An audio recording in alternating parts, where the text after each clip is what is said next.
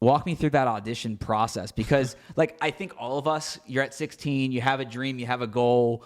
You don't really know what that means yet as a career, but like you have an opportunity. It's like, F it, let's go. I mean, what was that audition process like? So auditions, I think probably you maybe remember this, but they would like talk about auditions like on the radio. Like they would say like audition for Chris Brown happening in Miami, Florida. And I remember being in the car from the way from school, and I was like geeked. I was like, there's no way Chris Brown's coming to Miami. What?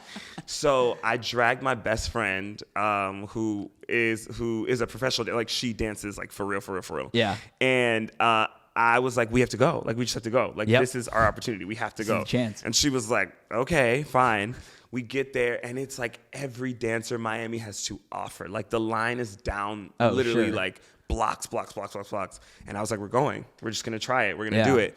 So we're in there. We learn the choreography, whatever. And then they keep people. They cut some people. They kept some people. I'm sitting in the like holding area, which is like where everybody sits or whatever.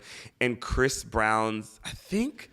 No, it was the production manager was like looking around, and she looked at me and she was like, come in here. And she put me in a room, and I walk in a room, and it's like Chris Brown, it's her, it's like his team. And I'm just like, First of all, I'm thinking they're going to cut me. They're going to be like, how the hell did you get here? We know you're a fraud. But no, they were like, actually, we know you auditioned for the video, but we need a body double for Chris as well. Because in that video, he has two different characters, like a football player and a nerd. And they were like, we need somebody to be his, body double. And he's 18 at the time, right? Yeah, he's 18 at the time. So like we're kind of the same age.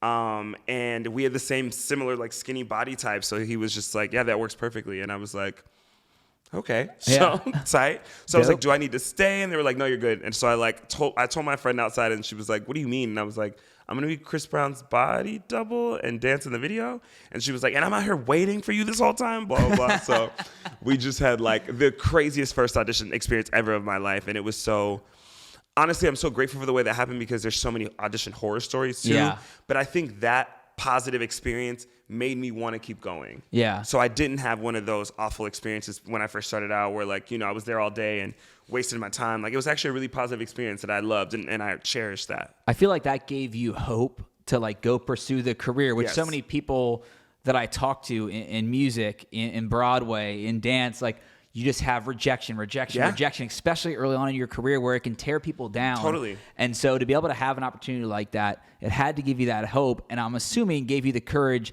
to move to New York when you were, 17? Yeah. How wild was that? More wild that my mom was cussing me out the whole time, but it was cool. I knew I needed to do it. I knew it was one of those things. Miami is just not, Chris Brown coming to Miami, it was like a miracle. Like that never happens for us. So I was like, I know I need to be in the, in the big tank with the big sharks. And I wasn't scared. So I said 17, I'm going to finish high school, move to New York, go to college in New York.